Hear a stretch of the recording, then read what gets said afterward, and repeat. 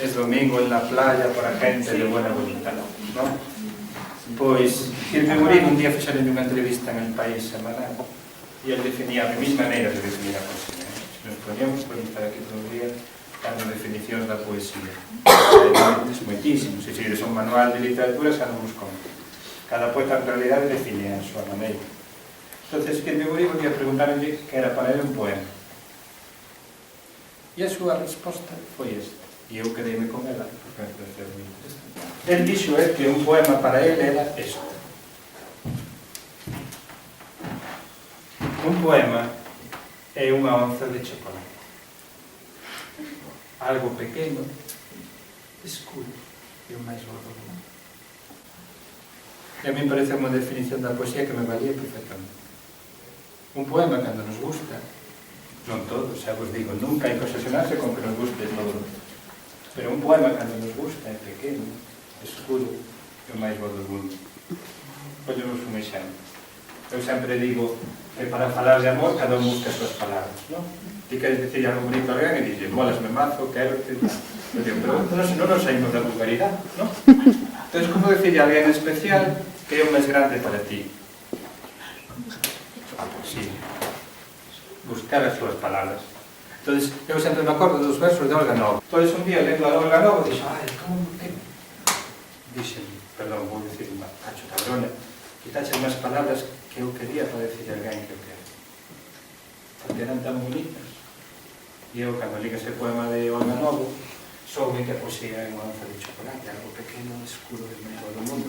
Porque ela decía, esta será na morte a miña última palabra.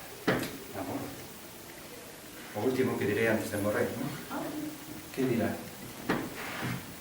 Quen me dera ser gata para vivir de 7 veces. Dizlle a alguén eso, e hai algo máis bonito que dicirle a alguén que eso.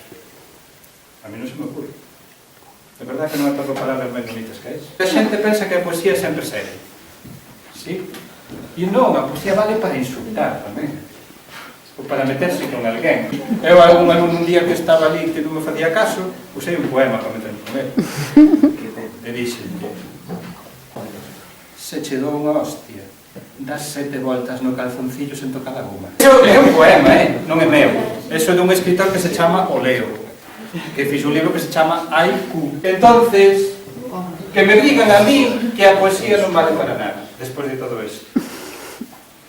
Que non me digan que non vale para namorar, que non vale para enfadarse, para berrar, para gritar, para deprimirse, para alegrarse, para curar as dores de cabeza. Outro día li unha noticia na prensa que en Inglaterra estaban recetando a xente deprimida poemas. A mellor curamos estas pastillas. O poema é como o pan recén saído do forno. O poema é como o gusto que che queda do pan recén saído do forno, quentillo na boca. Eso é un poema. O un poema xoxuire todas as emocións que non veñen no diccionario. Vale?